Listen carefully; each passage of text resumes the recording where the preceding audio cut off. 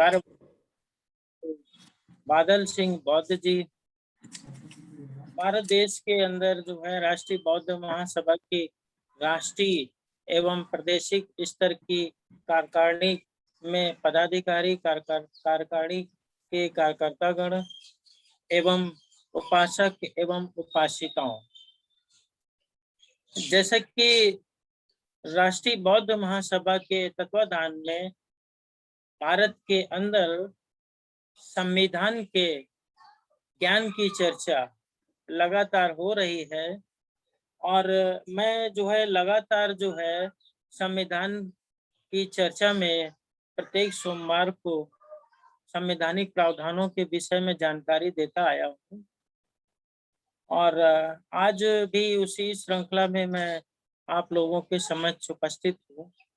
जैसा कि आप लोग जानते हैं कि जो है मेरा नाम आरसी धीमान है और मैं कानपुर में PSSD कॉलेज नवाबगंज में असिस्टेंट प्रोफेसर के पद पे कार्यरत हूँ।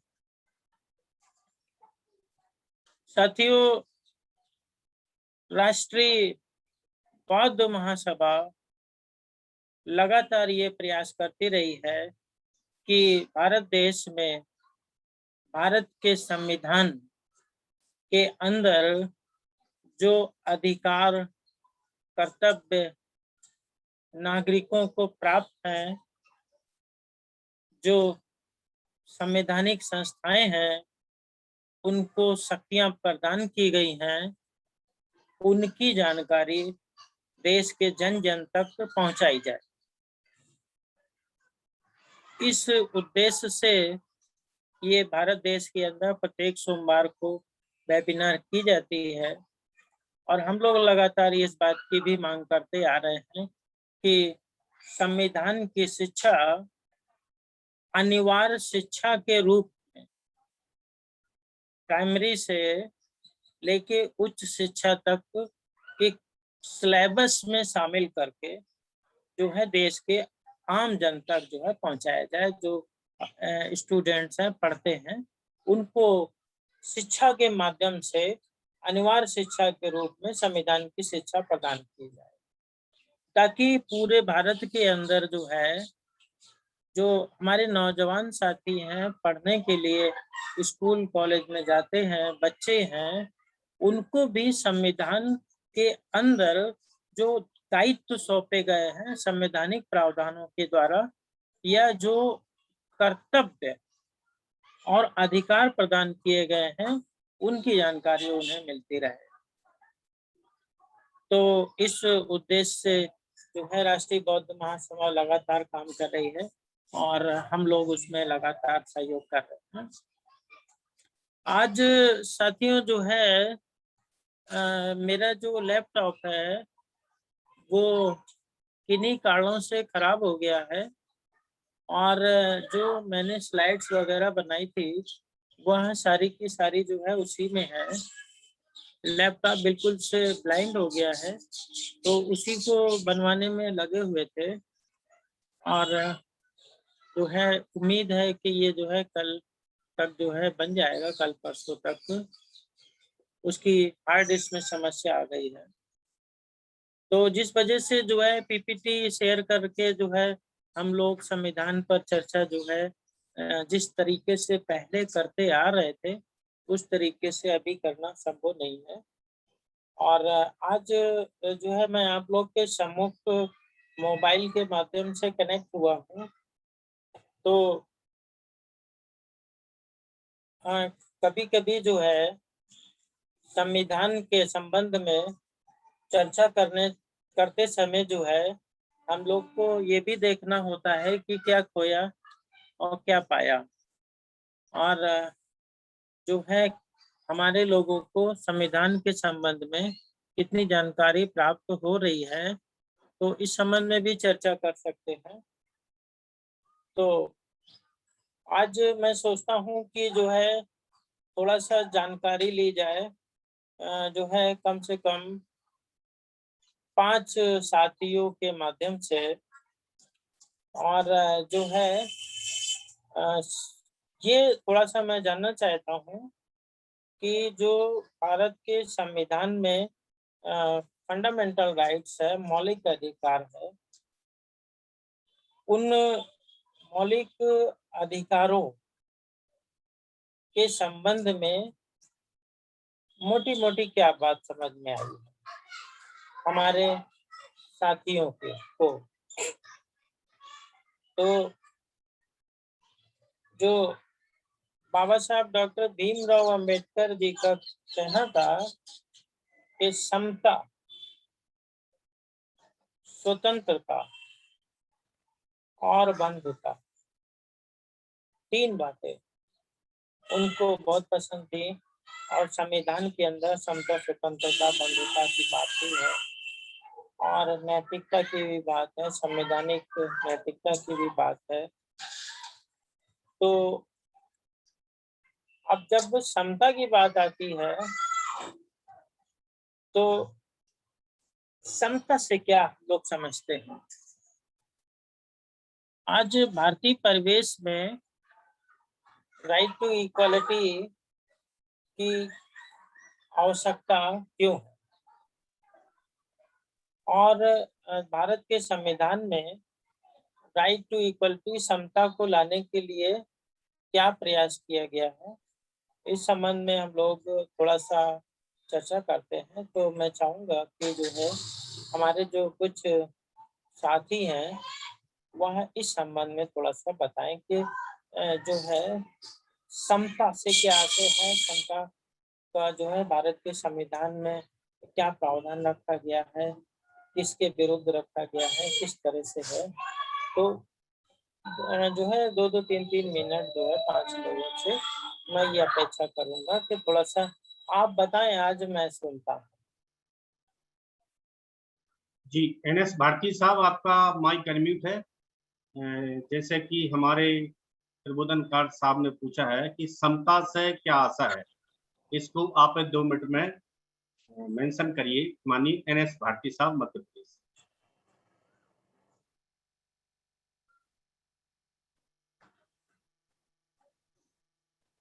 एनएस भारती जी, आपका माइक अनम्यूट है, आप बात रखिए।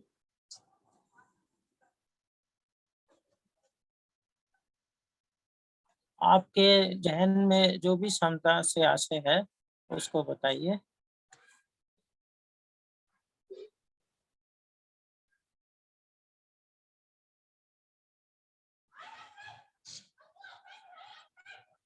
मैं हमारे अध्यक्ष महोदय जी से पूछता हूँ। दादरा साहब, आप बहुत अच्छी बता रहे थे, मैंने आपको बीच में स्टॉप किया था। मैं आपसे रिक्वेस्ट करता हूँ कि आप समता को मेंशन करें सभी साथियों के साथ।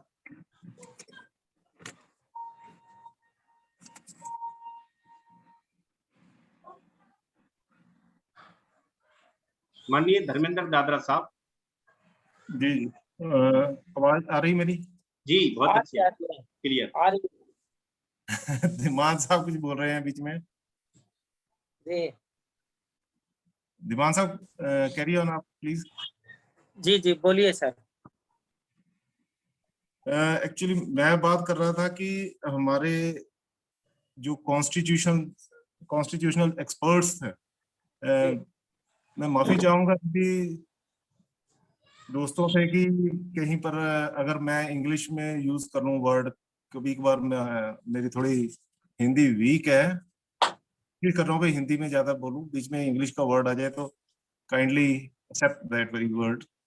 जी, जी। जी, मैं चलेगा बात सर, कर रहा कंटिन्यू। मैं ये बात कर रहा था कि बाबा साहब ने कितना स्ट्रगल किया इस भारतीय संविधान को बनाने के लिए। एक जो हम स्टोरी बोलते हैं ना, आमतौर पर बताते हैं बाबा साहब के कि उनके पास रात को एक अंग्रेज आया और उसने पहले वो गांधी जी के पास गया, उसके बाद नेहरू जी के पास गया, तो उन्होंने उनके जो नौकर थे गेट कीपर, उन्होंने बोल दिया कि आप चले जाओ कि अभी सो रहे हैं, शायद सो रहे हैं, सुबह मिलेंगे, कल मिलेंगे। मतलब वो स्टोरी में वो जो सच, उसमें बाबा साहब ने उस टाइम पर, वो रात के 2 बजे के बाद की बात है कि जब वो अंग्रेज उनसे मिलने गया तो उन्होंने मिलने से कोई इनकार नहीं किया, उन्होंने बुलाया, बिठाया और उस विजिटर का एक सवाल था बाबा साहब के लिए भी, आप हमें बताएं कि नेहरू सो रहा है, मिस्टर गांधी सो रहा है, तो आप क्यों जग रहे हो इतनी लेट नाइट पर।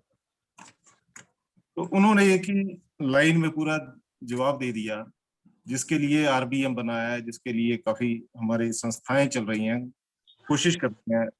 एक लाइन में जवाब दिया कि जिस समाज के लोग सोए पड़े हैं उस समाज के नेता को जागना ही पड़ेगा, और जिस नेता का समाज जाग रहा है वो नेता सो रहे हैं। ये अक्सर हम सुनते हैं, हम बोलते हैं, ये बहुत बड़ी बात है जो आरबीएम के माध्यम से जो ये कोशिश हो रही है, ये सिर्फ उसका ही रूप है, उसी की कोशिश है। और मैं धन्यवाद करता हूं पूरी टीम को और माननीय अध्यक्ष महोदय जी को कि आप इतनी कोशिश कर कर यहाँ तक अपने समाज को लेकर जाने के लिए, समाज को मैं ये बोलूंगा कि समाज हमारा जो यूनियन है, यूनियन मीन्स क्या, इंडिया ही समाज है। अगर इसको इंडिया को आगे बढ़ाना है तो उनकी बात में जो इम्प्लीमेंट करना पड़ेगा। इम्प्लीमेंटेशन बड़ी मुश्किल बात है, एक चैलेंज है। चैलेंज के माध्यम से जो हमारा समाज आगे बढ़ेगा। आज अगर हम देखें, काफी सोशल मीडिया और इंटरनेशनल लेवल पर हमारा इंडिया जो है ऑल ओवर वर्ल्ड में काफी पीछे चला गया है। अगर लास्ट से हम देखें, से अबाउट 190 कंट्रीज में से, तो इंडिया 165-8 तक पहुंच।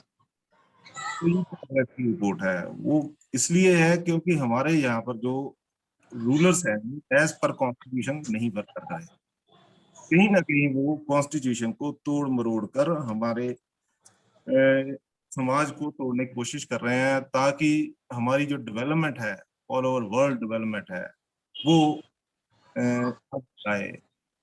आज की जो पॉलिटिक्स जो चल रही है वो दो चीजों पर, पहले भी चल रही थी, आज भी चल रही है, कि एक अनपढ़ और दूसरी गरीबी, दो चीजों पर चल रही है। और संविधान में ये इन दोनों चीजों का समाधान है।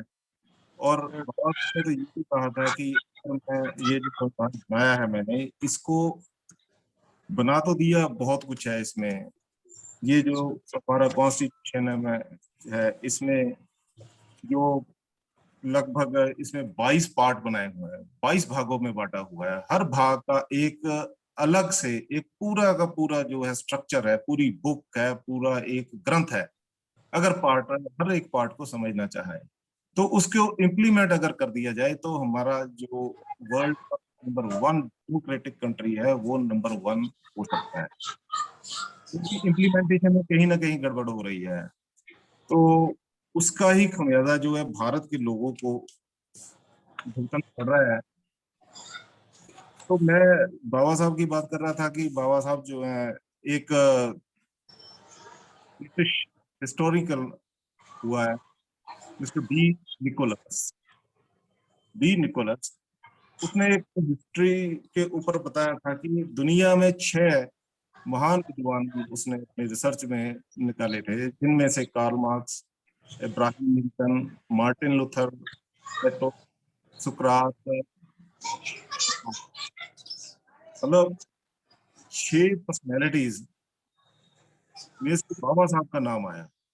और बाकी जो थे वो बाबा साहब से पहले से थे, उनके मतलब उनके टेन्योर से पहले के थे। तो अगर वर्ल्ड की दूसरी कंट्रीज ये जज कर रही हैं और जजमेंट दे रहे हैं कि बाबा साहब एक इंटरनेशनल फिगर हुए हैं, तो हमारे इंडिया में उनको इस तरीके से नहीं प्रमोट किया जा रहा है। उनकी बाबा साहब की एक एक कोटेशन, लाइन बहुत ताकत है, बहुत ही एक शिक्षा देने वाली है। तो जैसा कि आज संविधान पर चर्चा हो रही है, मैं कोशिश करूंगा कि संविधान के ही इर्द गिर्द हम रहें।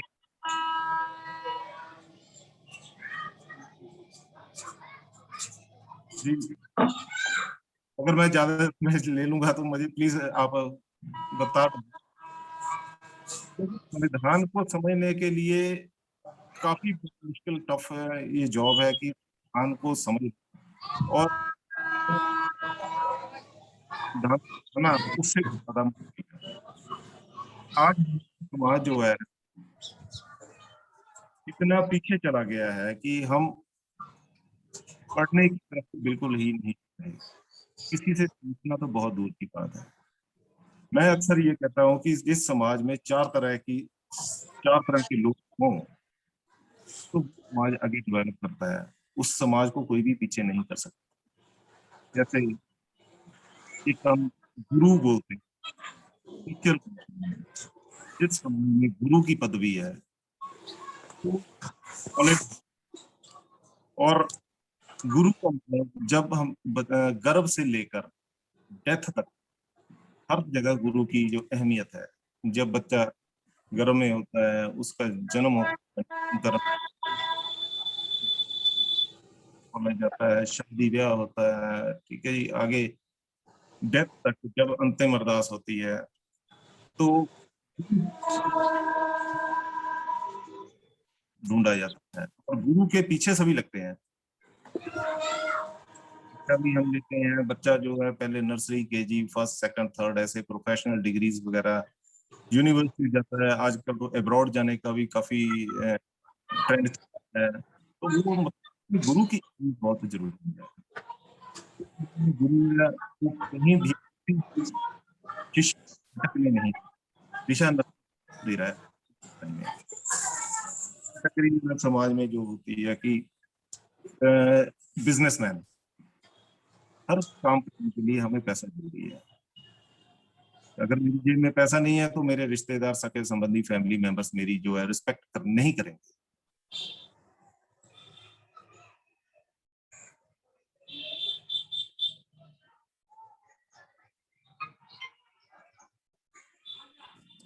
बहुत जरूरी है कि जो बिजनेसमैन है वो हमेशा ये सोचता है कि मैं पैसा कैसे कमाऊं, और पैसा कमाने के लिए दिमाग लगाना पड़ता है। और हमारे समाज के जितने भी हम, चाहे स्मॉल लेवल पर हैं या हाई लेवल पर हैं, हमारी एक ऐसी की समस्या हर घर में है। ये एडमिटेड बात है, कुछ बोल रहे हैं कुछ नहीं बोलते, ये हमारी थोड़ी सी कमजोरी जरूर है। और तीसरा जो मैं बोलता हूँ कि डॉक्टर्स, हम तभी बिजनेस करेंगे, तभी शिक्षा प्राप्त करेंगे या देंगे अगर हम फिजिकली फिट होने के लिए हमारे शरीर के पैर से लेकर सर तक जो है doctor is the fit person. Doctor जो है वो सारा कुछ जानता है कि कहाँ कैसे दर्द हो रही है, उसका इलाज उसको पता है।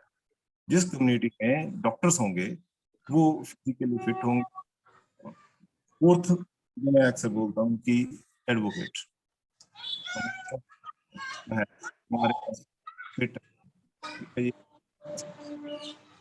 मगर कानून का आज टॉपिक है कॉन्स्टिट्यूशन का, ये उससे उसका एक पार्ट है कि अगर हमें कानून का पता हो, मुझे पता है कि मेरा कॉन्स्टिट्यूशनल राइट है, राइट टू स्पीच है, राइट टू लिव है, राइट टू वर्क है, तो मैं कहीं भी खड़ा होकर किसी भी आदमी से, चाहे वो टॉप मोस्ट या गरीब हो, सभी से खड़े होकर बात कर सकते हैं। ये चारों चीजें जिस समाज में आ रही हैं उनके आगे कोई नहीं खड़ा। हो, पॉलिटिशियंस हो, जो धार्मिक गुरु हैं। सर 2 मिनट समता को ब्रीफ करें, समता इक्वल को 2 मिनट के लिए समता को ब्रीफ करें अच्छे से। माफी चाहूंगा, मैं समता नहीं, जो संविधान का पहला जो शब्द है समता, स्वतंत्रता, समता को 2 मिनट जो हमारा है, मैं कहूँ कि 1959 में हो गया, 1950 में इम्प्लीमेंट हो गया, और फर्स्ट होम मिनिस्टर जो हमारे बाबा साहब डॉक्टर भीमराव अम्बेडकर जी बने, और महान है वो 22 पार्ट में बढ़ गया है। 95 जो आर्टिकल्स हैं, हर आर्टिकल अलग अलग विस्तार पूर्वक हमारे संविधान में बताया गया है और जो संविधान है वो उसके स्टार्टिंग में ही जब शुरू होता है, संविधान में एक प्रीएम्बल है। जैसे हम एक सौगंध है, संविधान सौगंध है कि इस संविधान में क्या है और हमें क्या बनना है, कैसे कैसे आगे बढ़ना है। उसमें इसकी जो सॉवरेनिटी है, जस्टिस है और इक्वालिटी है, फ्रेटर्निटी है, इसके ऊपर पूरा डिटेल में उन्होंने संविधान की एक शपथ बनाई हुई है। तो प्रियम्बल उसका नाम रखा हुआ है। प्रियम्बल में उसके बाद संविधान का जो है रूपरेखा तैयार होती है। सारा संविधान डिटेल में है उसमें। जैसे पार्ट 1 में 5-7 जो है वो बताऊंगा और कुछ बाद में भी डिस्कस कर सकता हूँ। जैसे पार्ट 1 है, संविधान का पहला जो पार्ट है, भाग जिसको बोलते हैं, उसमें आर्टिकल 1 से 4 तक डिटेल में दिया हुआ है संविधान में कि union and it's territories, union बोला गया है, पूरे सारी सभी जो इंडिया की स्टेट्स हैं उसको मिलाकर एक यूनियन बनता है, रिपब्लिक ऑफ इंडिया। और उसकी टेरिटरीज हैं, छोटे छोटे खंडों में है, कितनी इसकी स्टेट्स हैं, उसको उसके बारे में संविधान में पार्ट 1 में पूरा उल्लेखनीय किया हुआ है। और ऐसे सेकंड पार्ट जो हमारा चलता है, सेकंड पार्ट में आता है सिटीजनशिप। कि सिटीजनशिप, हम तभी तक भारत के नागरिक होंगे जब संविधान के मुताबिक हम पूरे क्वालिफाई जो एसेंशियल्स हैं वो फुलफिल करेंगे। तो वो सिटीजनशिप के लिए आर्टिकल 5 से लेकर आर्टिकल 11 तक जो है वो हमें डिटेल से बताता है कि कौन यहाँ पर पक्का नागरिक हो सकता है, कौन दूसरी देश का यहाँ पर आकर नागरिकता ले सकता है और किन किन कारणों से ले सकता है। और वही जो है, जो ही भारत का सिटीजन होगा, उसी सिटीजन को जो संविधान के मुताबिक सारे फायदे मिलेंगे और उस संविधान के मुताबिक ही उसकी प्रोटेक्शन हो। ऐसे पार्ट 3 आ जाता है। पार्ट 3 में हमारे जो है फंडामेंटल राइट्स जो है वो बताए गए हैं। फंडामेंटल राइट्स में काफी डिटेल मुझे लगता है कि पहले हो चुकी है बात। फंडामेंटल राइट्स जो है आर्टिकल 12 से लेकर आर्टिकल 35 तक चलते हैं। उसमें right to equality, right to freedom, right to equalities, right to freedom आ गया, राइट अगेंस्ट एक्सप्लॉयटेशन, कहीं किसी का शोषण हो रहा है उसके खिलाफ हम बोलते हैं, वो भी हमारा संविधानक हक है। राइट टू रिलीजियस, मैं आज सुबह किसी और मत को मान रहा हूँ और दोपहर को मैं चेंज कर सकता हूँ अगर मुझे वो धर्म या मत या वो विचारधारा नहीं अच्छी लगती है। तो ये जो हमारे जो है फंडामेंटल राइट्स हैं जो हमें प्रोटेक्ट करते हैं। हाई कोर्ट में 226 और सुप्रीम जी कोर्ट सर, में। बहुत बहुत साधुवाद। शेष भाग आपका बाद में जी कंक्लूजन में लेंगे। 2-3 साथियों के और ओपिनियंस ले लेते हैं, जी शेष आए, मैं तो कंक्लूजन में लेंगे आपका। करता हूँ, कहीं मेरे लायक होगा तो मैं भी उसमें जी जी क्वेश्चन। जी। ठीक, अब मैं आगे। अगले ओपिनियन के लिए फतेहपुर से हमारे एडवोकेट साहब जुड़े हैं। कृष्णा पाल साहब से अनुरोध करता हूं कि 2 मिनट आप भी इक्वलिटी पर अपनी बात रखिए। एडवोकेट कृष्ण पाल साहब।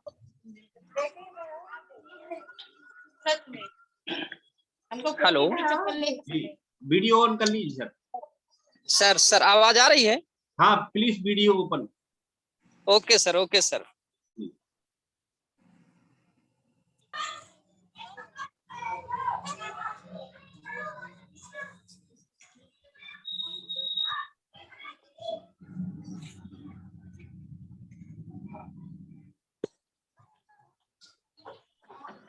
जी सर, अपनी बात को रखें।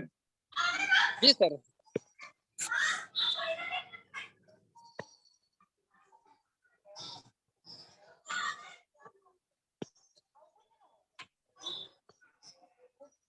बोले सर, कुछ तो बोलो। हाँ जी सर, जी सर। सर सभी लोगों को मेरा नमोबुद्धाय, जय भीम, जय संविधान। जय भीम, नमोबुद्धाय।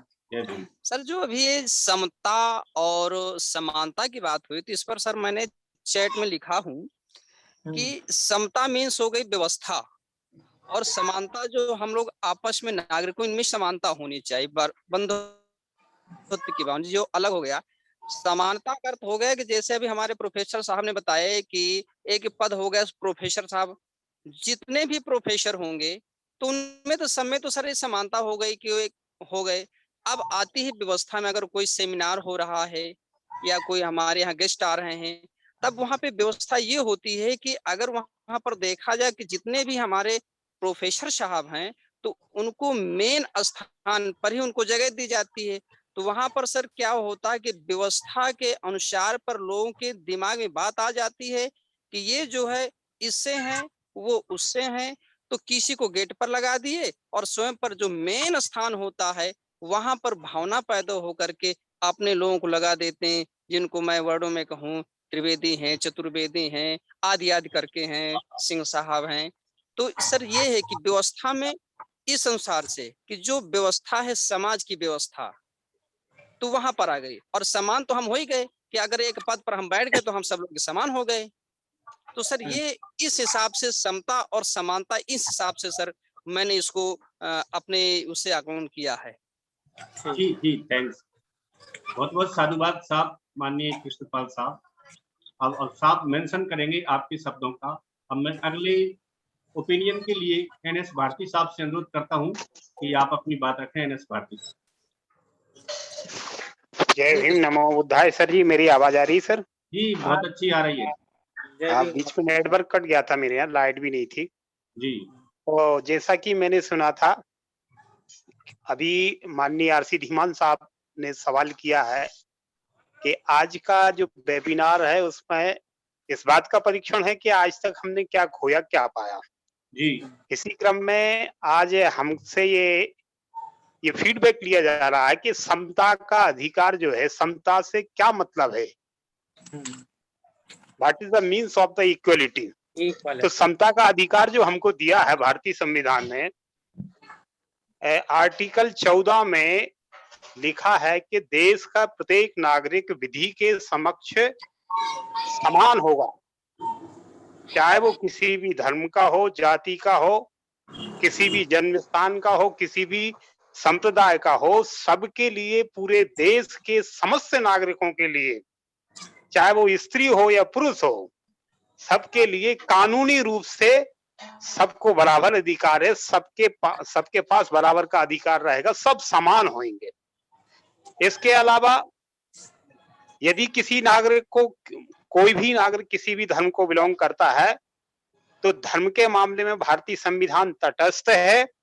प्रत्येक नागरिक जो अपने धर्म को मानता है, जो अपने आचरण को मानता है, जो संस्कारों को मानता है, वो अपने निजी तौर पर उनको सेलिब्रेट करने का हक रखता है, कहीं से इसको कोई कमी नहीं है। इसके अलावा भारतीय संविधान में ये व्यवस्था है कि जो देश की व्यवस्था चलती है, देश की व्यवस्था में विधायिका, कार्यपालिका और तीसरा क्या है, न्यायपालिका, इनमें जाने के लिए प्रत्येक नागरिक यदि आवश्यक अर्हता रखता है तो उसमें वो जा सकता है। उसको जाति के आधार पर, धर्म के आधार पर, संप्रदाय के आधार पर, जन्म स्थान के आधार पर उसको कहीं कोई रोक टोक नहीं है। पुरातन व्यवस्था के तहत ये व्यवस्था चली आ रही थी, जो मनु का विधान था, जिसके तहत इस देश के लोगों को विभिन्न भागों में बांट करके उनके लिए दंड का जो प्रावधान था वो अलग अलग था, किसी को कुछ था, किसी को कुछ था। तो ये सारी प्रक्रिया भारतीय संविधान के लागू होने के साथ सबके साथ एक जैसा व्यवहार होगा, एक जैसा कानून होगा। यदि किसी के साथ कुछ होता है तो अपराधी के साथ, वो कोई भी अपराधी हो, किसी से भी बिलोंग करता हो, उसका कोई भी रिलीजन हो, कोई भी कास्ट हो, सब पर एक जैसी दंड प्रक्रिया लागू होगी। इसके अलावा लोक नियोजन की बात हो गई। किसी भी नागरिक के साथ धर्म, जाति, संप्रदाय के आधार पर भेदभाव नहीं किया जाएगा, अर्थात अस्पृश्यता उन्मूलन के लिए भी भारतीय संविधान का आर्टिकल 17 है। कंक्लूजन के रूप में मैं यही कहूंगा कि प्रत्येक नागरिक के लिए विधि के समक्ष, अपने हक अधिकारों के समक्ष भारतीय संविधान एक सा व्यवहार करता है। किसी धर्म, जाति विशेष के आधार पर किसी को ज्यादा, किसी को कम, ऐसा बिल्कुल नहीं है। यही समता का अधिकार है जो भारतीय संविधान के भाग 3 में वर्णित है। बहुत बहुत साधुवाद माननीय साहब। अब मैं एक और हमारे प्रतिभागी को लूंगा, उसके बाद फिर आपके ओपिनियन लूंगा। हमारे साथ जुड़े हुए हैं एडवोकेट मुकेश कुमार जी। आपसे मेरा अनुरोध है कि समता पर आप भी आपने ओपिनियन रखें। माननीय एडवोकेट मुकेश कुमार, आपका माइक अनम्यूट है। हेलो, जी हमें सुन पा रहे हैं आप लोग? जी बिल्कुल, हाँ सुन पा रहे हैं। कंटिन्यू करिए। जी, सबसे पहले तो आप लोगों का धन्यवाद। थोड़ा आपने मौका दिया हमें बात रखने का। देखिए, हम यहाँ समता को अलग अलग चीजों में मतलब दो तरीके से रखना चाहते हैं, क्योंकि क्या है कि समता और समानता दो अलग अलग चीजें हैं। और हमारा जो संविधान, हमारा जो भारतीय संविधान है, हमारा भारतीय संविधान कहता है कि प्रतिष्ठा और अवसर की समता, प्रतिष्ठा और अवसर की समता हमें हमारा संविधान प्रदान करता है। लेकिन क्या वाकई ऐसा है? नहीं। देखिए, एक समता क्या, हम लोग धार्मिक रूप से हम लोग जो आर्टिकल 35 जो बात करता है, धार्मिक रूप से हम लोग उसको यूज कर सकते हैं। और समानता, समता और समानता दो अलग अलग चीजों पर हम लोग यहाँ बात कर रहे हैं। जैसे मान लो एक विकलांग व्यक्ति है, विकलांग है, उसको क्या किया कि हमने उसको नौकरी में जाने के लिए एक एंट्री पॉइंट हमने उसको दे दिया। क्या वाकई वो एलिजिबल है या उसकी एलिजिबिलिटी देखी जा रही है, योग्यता देखी जा रही है? जैसे मान लो आर्मी की दौड़ है, आर्मी की दौड़ में हमने एक विकलांग को भी दौड़ाया और एक सामान्य रूप से भी एक व्यक्ति को दौड़ाया। लेकिन अब देखिए, एक सामान्य है, एक विकलांग है। तो एक सामान्य और एक विकलांग है, तो वहां समता तो हुई है, लेकिन वहां समानता नहीं हुई। तो हमें एक चीज ये देखनी पड़ेगी, हमारा जो भारतीय संविधान बेसिकली रूप से कहता है कि हमें समता तो मिल रही है, जातिगत समता तो मिल रही है, लेकिन वो वास्तविक रूप से वो समानता उसमें इन्वॉल्वमेंट उसका नहीं है। जी, थैंक यू। बहुत बहुत साधुवाद साहब, आपने बात रखी अपनी, समता और समानता को बताया। अब मैं ओपिनियन के आधार पर माननीय धीमान साहब से अनुरोध करूंगा कि इनको अपने शब्दों में बताएं। माननीय धीमान साहब। जो हमारे साथियों ने समता शब्द और समानता शब्द जो भारत के संविधान के परिप्रेक्ष्य में सवाल था, उस संबंध में जो भी विचार व्यक्त किए वह स्वागत योग्य है और बहुत ही उत्साहवर्धक है। हम लोग अक्सर जो है ये मौका जो है बीच बीच में अपने साथियों को देते हैं, ताकि हमारे बीच से जो है लीडर तैयार हो और जो है वक्ता के रूप में जो है वक्तव्य देने की क्षमता भी लोगों में डेवलप हो। और जो है लेकिन जो है हमारे बहुत सारे साथी ऐसे भी होंगे जो अपनी बात कह सकते हैं, जिनमें क्षमता है, परंतु जो है कहना भी चाहते हैं, परंतु समय के अभाव में उनको जो है अवसर नहीं मिल पा रहा है। परंतु जो सैंपलिंग हो रही है, सैंपलिंग में जो नमूना पद्धति के आधार पर जो है हम लोग ने जो फंडामेंटल राइट्स पर चर्चा करी है, जिसमें से एक आर्टिकल जो समता, स्वतंत्रता, बंधुता की जो बाबा साहब ने बात कही थी, तो समता पर हम लोगों ने डिस्कशन किया है। उसमें जो निकल के आया है कि हमारे लोगों को समता शब्द के विषय में जो है जानकारी है और लगातार वो इस जानकारी में अभिवृद्धि कर रहे हैं, करने का प्रयास कर रहे हैं। संविधान के संबंध में भी हमारे जो है प्रथम वक्ता ने अच्छा बताया, अन्य वक्ताओं में भारती जी, NS भारती जी और अन्य साथियों ने भी बताया। लेकिन जो है समता शब्द की जो आवश्यकता है भारत देश में, और बाबा साहब ने समता सैनिक दल भी बनाया।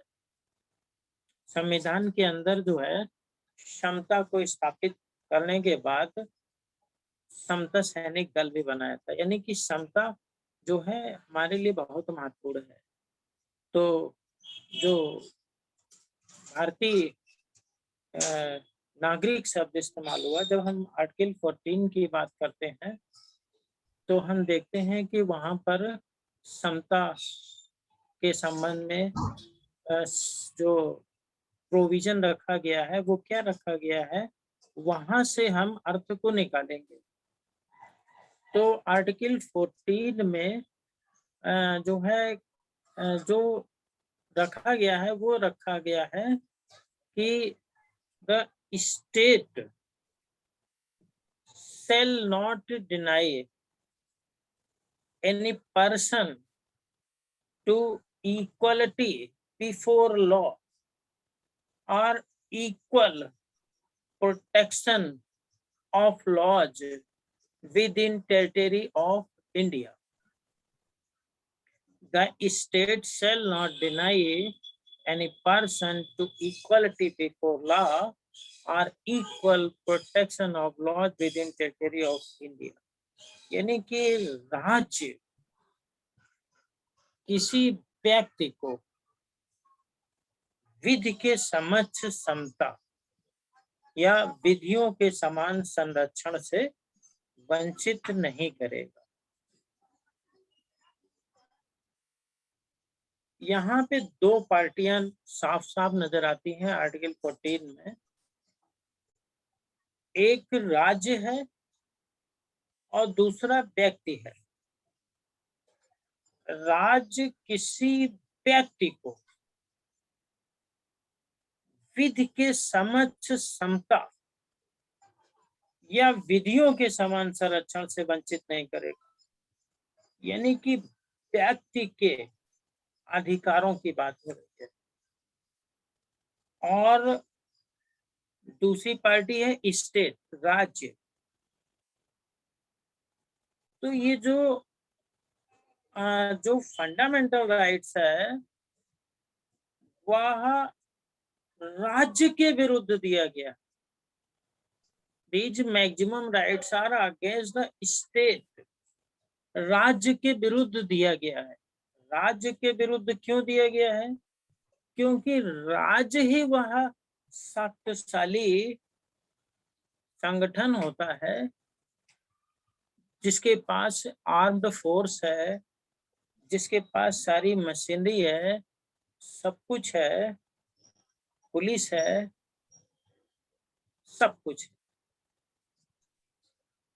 जो विधिक रूप से स्ट्रॉन्ग है, कर्तव्य है, दायित्व है, शक्तियां हैं, जो भारत के संविधान के अनुच्छेद 12 में राज्य के रूप में परिभाषित है। वह राज्य ही व्यक्तियों के अधिकारों का हनन करता है, जो हमारे जन्मजात अधिकार है, समता, स्वतंत्रता, बंधुता, जो जीवन जीने का अधिकार है। ये इन अधिकारों का वायलेशन, अतिक्रमण राज्य करता है। कैसे?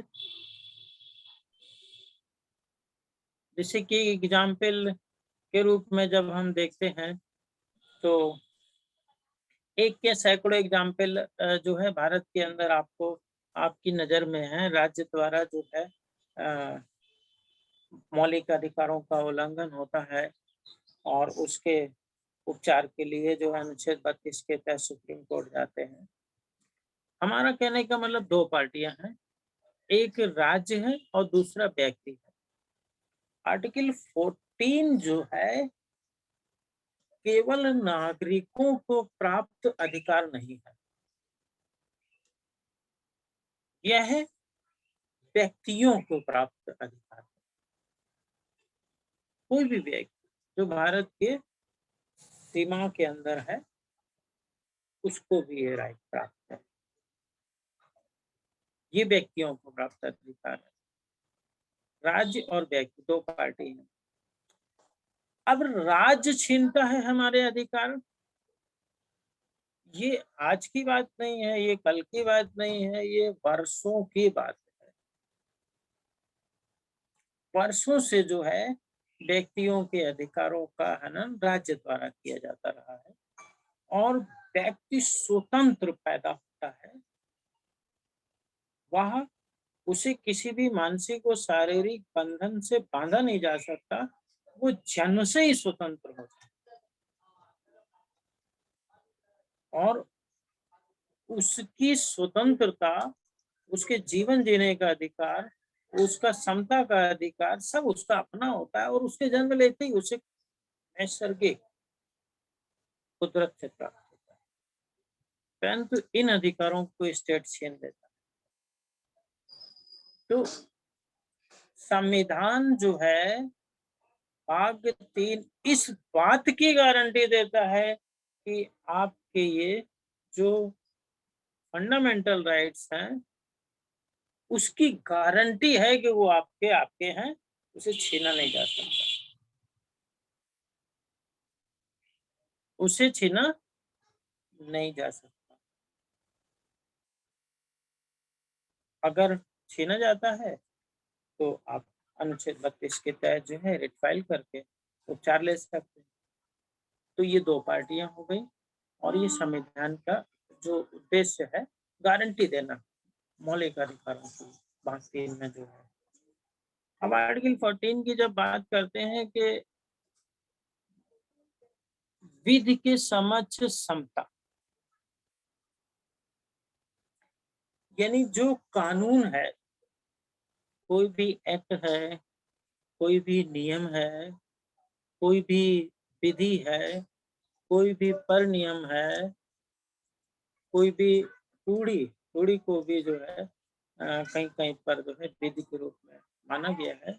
तो कोई नियम है, कोई आदेश है, कोई अध्यादेश है, कोई पर नियम है, कोई एक्ट है, कोई जो है अनुच्छेद है, कोई विधि की परिभाषा के अंतर्गत आता है, उसके समक्ष सभी व्यक्ति समान है, सभी व्यक्ति समान, विधि के समक्ष सभी समान है। और कैसे समान है कि जैसे कि जो है एक एग्जाम्पल है कि मान लीजिए कि विगत वर्षों में जो है माननीय अखिलेश यादव जी ने लैपटॉप बांटे। तो जो लैपटॉप बांटे उन्होंने, लैपटॉप बांटने की जो विधि बनी, उस विधि के समक्ष सभी व्यक्ति समान है, यानी धर्म, मूल, वंश, जाति, जन्म स्थान या लिंग या किसी अन्य आधार पर विभेद नहीं किया जा सकता। सबको लैपटॉप समान रूप से मिलेगा। जो विधि है उस विधि के समक्ष सभी समान। ये यूं समझ लीजिए कि जो वोट डालने का राइट है कि भाई 18 साल के हर व्यक्ति को वोट डालने का राइट है, तो फिर हर 18 साल के जो है व्यक्ति को उस विधि के समझ समता है, चाहे वो काला हो, चाहे वो गोरा हो, चाहे वो लंबा हो, चाहे वो मोटा हो, चाहे वो हिंदू हो, चाहे वो मुस्लिम हो, चाहे वो सिख हो, चाहे वो ईसाई हो, यानी धर्म, मूल, वंश, जाति, जन्म स्थान, लिंग इत्यादि के आधार पर विभेद नहीं किया जा सकता। इक्वल स्टेटस है सभी व्यक्तियों का, राजा हो या रंग हो, यानी कि किसी व्यक्ति ने कत्ल कर दिया, हत्या कर दी। अब विधि कहती है कि यदि कोई व्यक्ति हत्या करता है तो उसे 10 वर्ष का कारावास होता है या आजीवन कारावास होता है या फांसी की सजा होती है रेयर से रेयरेस्ट मामले में। तो वहां पर जो है उस स्थिति में वह विधि के समझ सभी व्यक्ति समान है, विभेद नहीं किया जाता। इस तरीके से सबको समान किया गया।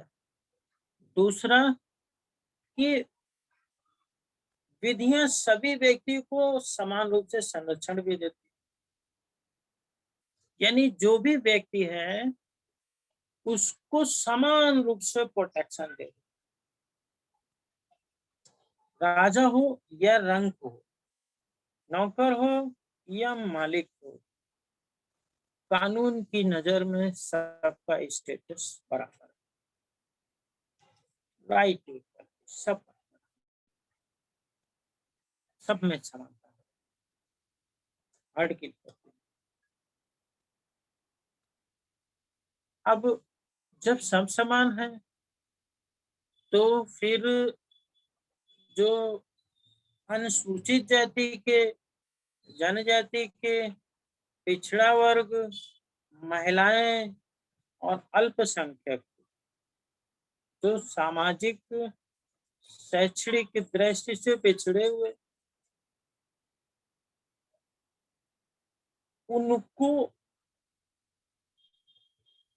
उनको भी तो आगे लाना है, उनको एम्पावरमेंट करना है। तो उनके लिए राइट टू इक्वालिटी का जो आर्टिकल 14 है उसके अंदर जो है वर्गीकरण भी किया गया, युक्त वर्गीकरण किया गया, क्लासिफिकेशन किया जा सकता है और वकाल ने इस संबंध में जो है प्रकाश डाला है। अब आर्टिकल 15 में जब हम आ जाते हैं तो वहां पर जो है क्लासिफिकेशन करने की अनुमति दी गई है। तो राइट टू इक्वालिटी का उद्देश्य ये है, एक तो यह है कि कानून की नजर में सब बराबर, जैसे जितना भी कानून है, भारतीय दंड संहिता है या साक्ष्य विधि है या हिंदू विवाह अधिनियम है या जितनी भी विधियां हैं उन विधियों का के समक्ष सभी समान है और विधियों द्वारा सभी को समान संरक्षण दिया जा रहा है, इससे स्टेट इनकार नहीं कर सकता। परंतु जहां वेलफेयर की बात है कि जो सामाजिक या शैक्षणिक दृष्टि से पिछड़े वर्ग के लोग हैं उनको एम्पावरमेंट करने के लिए, उनके सामाजिक और शैक्षणिक दृष्टि से पिछड़ेपन को दूर करके उनके विकास को और जो है करने के लिए जो है स्टेट को विभेद करने की शक्ति दी गई है कि नहीं, आप इनके लिए जो स्पेशल प्रोविजन कर सकते हैं। तो आर्टिकल 15 आ जाता है कि धर्म मूल, यहाँ पे नागरिक की बात आ जाती है कि जो है धर्म, मूल, वंश, जाति, जन्म स्थान, लिंग इत्यादि के आधार पे नागरिकों के साथ विभेद नहीं किया जाएगा। और वो भी जो है सार्वजनिक जो पहले की स्थितियां क्या थी कि जो सार्वजनिक फंड्स है, सड़क है, जो है दूसरी चीजें हैं, वहां पर जो है राइट टू इक्वालिटी नहीं थी। जाति के आधार पे भेदभाव, धर्म के आधार पे भेदभाव, ये सब भेदभाव हुआ करते थे, तो उनको भी दूर करना संविधान का लक्ष्य था। और चूंकि जो है ये जो राइट टू इक्वालिटी है जो है वह कहीं जो है इनके एम्पावरमेंट में जो है दिक्कत ना करे, इसलिए ये बात जगह जगह रखी गई है कि इस प्रोविजन के होने के बावजूद भी जो है स्टेट जो है अनुसूचित जाति, जनजाति, पिछड़ा वर्ग, महिलाओं, बालकों इत्यादि के लिए जो है योजनाएं, कल्याणकारी योजनाएं बना सकेगा। तो यह पावर कर दे दिया स्टेट को और स्टेट ने उस आधार पर जो है जो राइट टू इक्वालिटी है उसका वर्गीकरण करके उनके लिए वेलफेयर के प्रोविजंस बनाए। तो जो है राइट टू इक्वालिटी 16 है, 16 के अंदर सभी को समान अवसर की बात की गई है कि भाई जो है जो नियोजन के मामले हैं उसमें सभी को समान अवसर प्रदान किया जाए, क्योंकि जो है जो अनटचेबिलिटी थी भारत के अंदर, उस अनटचेबिलिटी में बाबा साहब बहुत ज्यादा शिकार हुए थे कि जो है उनको उनकी फाइल भी चपरासी जो है वो छड़ी से उठा के देता था, पानी भी नहीं पी पाते थे। विभागों के अंदर नियुक्त होने के बाद भी जो है लोगों के साथ जो है डिस्क्रिमिनेशन का लोग शिकार होते थे। तो नियुक्ति में तो जो है डिस्क्रिमिनेशन पहले ही हो जाता है। तो जो नियुक्ति है, अगर उसमें डिस्क्रिमिनेशन होता रहेगा तो फिर ये जो कमजोर वर्ग के लोग आगे नहीं बढ़ सकते। इसलिए आर्टिकल 16 में भी यह है कि ये जो है नियोजन के मामले में जो है सभी को समान रूप से अवसर प्रदान किया। तो ये तो जो है संविधान का जो लक्ष्य है कि राइट टू इक्वालिटी, और भारत के संविधान की प्रस्तावना में भी जो है संविधान का उद्देश्य रखा गया है कि जो है हम भारत के लोग भारत को एक संपूर्ण प्रभुत्व संपन्न समाजवादी पंथ निरपेक्ष लोकतंत्रात्मक गणराज्य बनाने के लिए तथा उसके नागरिकों को सामाजिक, आर्थिक, राजनीतिक, न्याय, विचार, विश्वास, समता, स्वतंत्रता और बंधुता प्रदान करने के लिए व्यक्ति की गरिमा, राष्ट्र की एकता, अखंडता की बात की गई। तो ये जो समता का जो उद्देश्य है वह यह है कि जो है हमको संविधान के अंदर समता प्रदान करके हमें उन्नति का मार्ग प्रदान किया गया है। नियोजन के मामले में इक्वालिटी, जिसकी वजह से आज जो है हम लोग सरकारी सर्विस में पहुंचे, रिजर्वेशन की वजह से। तो कहने का मतलब हमारा ये था आज कि जो है जो समता है और स्वतंत्रता है और जो बंधुता है और जो डिग्निटी है और जो लाइफ है, ये जो जीवन के लिए जो महत्वपूर्ण आधार है जो संविधान में हमें प्रदान किए गए हैं, इसको समझना और समझाना हमारा कर्तव्य है। और सबसे ज्यादा राइट टू इक्वालिटी की जरूरत हमको है। क्यों है राइट टू इक्वालिटी की जरूरत है? और क्यों है? क्योंकि सबसे ज्यादा विभेद का शिकार हम हुए। वर्षों वर्षों से जो है हमारे साथ जो है विभेद होता रहा है। जब हम हिंदू धर्म के स्ट्रक्चर को देखते हैं तो उसमें जो है पूरा स्ट्रक्चर जो है सुपरमेसी ऑफ द कास्ट के सिद्धांत पर बना है। जाति की सर्वोच्चता का सिद्धांत है ये। हर एक व्यक्ति को ऊंचा होने का एहसास कराया गया है, उसको नीचा होने का एहसास नहीं कराया गया है। नीचा होना हिडन एजेंडा है, लेकिन ऊंचा होना उसको बताया गया है। तो सुपरमेसी ऑफ द कास्ट जो वर्ण व्यवस्था है, इस सबसे टॉप पर जो वर्ग है वह सबसे सर्वोच्च है, परंतु जो है उसके नीचे जो व्यक्ति दूसरा वर्ग है उसको ये एहसास है कि भाई हम नीचे के तीसरे और चौथे से ऊंचे। उसको ये एहसास नहीं है कि हम पहले वाले से नीचे। तो feeling of supremacy of the caste का जो सिस्टम है वह 6743 जातियों में सुपरमेसी की भावना को लेकर के आया हुआ है और नीचे तक चला गया है। और ये आखिरी में जो सबसे नीचे जो कास्ट है वह नीचे दबी पड़ी है और उसके ऊपर 6743 जातियां एक दूसरे से सुपीरियर खुद को महसूस कर रही हैं, जबकि वो एक दूसरे से नीचे है। परंतु सुपरमेसी ऑफ द कास्ट का जो सिद्धांत है वह सिद्धांत राइट टू इक्वलिटी के खिलाफ, क्योंकि ये डिस्क्रिमिनेशन पर आधारित है, भेदभाव पर आधारित है।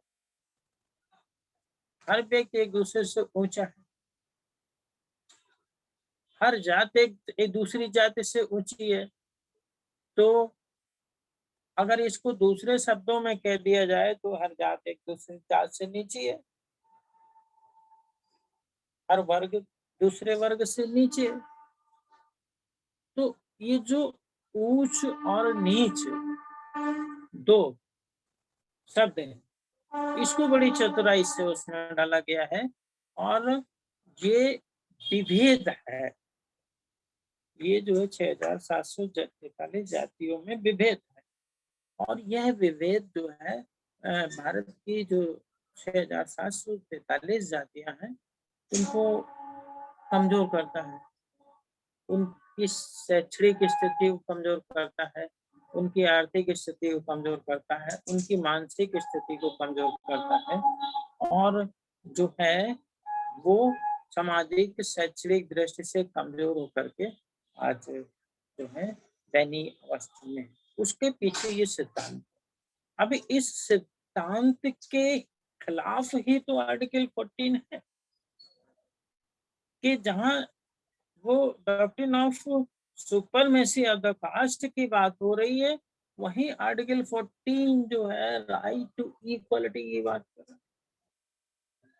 15 जो है right to equality, no discrimination basis of caste, religion, sex, birth place etcetera. तो ये जो सुपरमेसी ऑफ द कास्ट का सिद्धांत है, उसी के प्रतिकूल ये डॉक्ट्रिन रखा गया है। इसलिए हमारे जो है साथियों के लिए भी बड़ा महत्वपूर्ण है, क्योंकि जिस सुपरमेसी ऑफ द कास्ट के सिद्धांत से हमारे पूर्वज दुखी रहे, पीड़ित रहे, शिक्षा से वंचित रहे, अर्थ से वंचित रहे, आज उसी सिद्धांत के खिलाफ जो है आर्टिकल 14 है। और हमें आर्टिकल 14 को ले करके आगे समझ करके और लोगों को समझा करके संविधान के फेवर में हमें लोगों को जागरूक करने की आवश्यकता है। तो और भी बहुत सारी चीजें हैं, परंतु जो है आज मैं आर्टिकल 14 पर जो है इसलिए डिस्कशन कर रहा था क्योंकि अभी सिर्फ आर्टिकल 14 पे हमने बात रखी है, एक बेसिक बिंदु था। आर्टिकल 21 जो बहुत ज्यादा महत्वपूर्ण है, आर्टिकल जो है 21 के बाद आता है आर्टिकल 19 जो हमारी लिबर्टी से संबंधित है। तो जो है ये जो है आर्टिकल 14, आर्टिकल 19, आर्टिकल 21 ये हमारे अधिकार हैं और इनके बगैर हमारा जीवन जो है जिया जाना संभव नहीं है। तो इनको समझना हमारे लोगों के लिए बहुत, हमारे देश के नागरिकों के लिए बहुत जरूरी है। तो खैर जो है इसका जब हम विस्तार करते हैं तो क्लासिफिकेशन होता है और जो है हम लोग आगे इस पे चर्चा करेंगे। मेरे ख्याल से जो है समय का अभाव है, तो मैं यहीं से अपनी बात समाप्त करता हूँ। जय भीम, नमो बुद्धाय। और नेक्स्ट जो है लैपटॉप निश्चित रूप से सही हो जाएगा तो हम लोग जो है आगे प्रोविजंस के माध्यम से लेक्चर डिलीवर करेंगे। जय भीम, नमो बुद्धाय। बहुत बहुत साधुवाद माननीय आरसी धीमान साहब, आपने इक्वलिटी को फिर से रिफॉर्म कर सबको बताया और हमारे कई ओपिनियन में साथियों ने भी अच्छे से बताया, जो कितना खोया कितना पाया उसके अनुसार अपने जो पार्टिसिपेंट थे उनने भी बात रखी है। अब मैं कार्यक्रम के समापन के लिए अध्यक्षीय उद्बोधन के लिए धर्मेंद्र दादरा साहब से अनुरोध करता हूं कि संक्षिप्त अध्यक्षीय उद्बोधन से अपने कार्यक्रम का समापन करें। माननीय धर्मेंद्र दादरा साहब।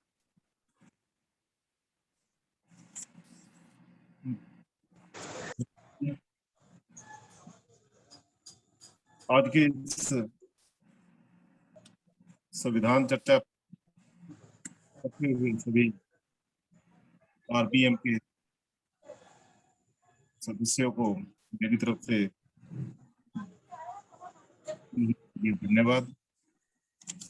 जैसा कि हमारे प्रोफेसर आर.सी. रहमान जी ने पूरी डिटेल्स में फंडामेंटल राइट के आर्टिकल 19 के बारे में बताया। सर आपकी वॉइस क्लियर नहीं आती, कहीं कट रही है आपकी वॉइस शुरू से ही। फोन को थोड़ा ऐसा रख लीजिए, ऐसे में रख लीजिए फोन को, आवाज कट रही है। ठीक है जी जी, अब ठीक है? हाँ बिल्कुल क्लियर। मैं बताना चाहता हूँ कि फंडामेंटल राइट्स के साथ साथ जो है नेक्स्ट पार्ट जो है पार्ट 4 में डायरेक्ट प्रिंसिपल्स हैं वो भी कंसर्न्ड हैं उसके साथ अटैच्ड है, और पार्ट 4A फंडामेंटल ड्यूटीज, ये डायरेक्ट प्रिंसिपल्स और फंडामेंटल ड्यूटीज जो है इसके बारे में भी हमें साथियों को थोड़ा बहुत पढ़ना चाहिए। राइट्स तो तभी आएंगे अगर हम ड्यूटीज के बारे में जानेंगे। तो बहुत अच्छा लगा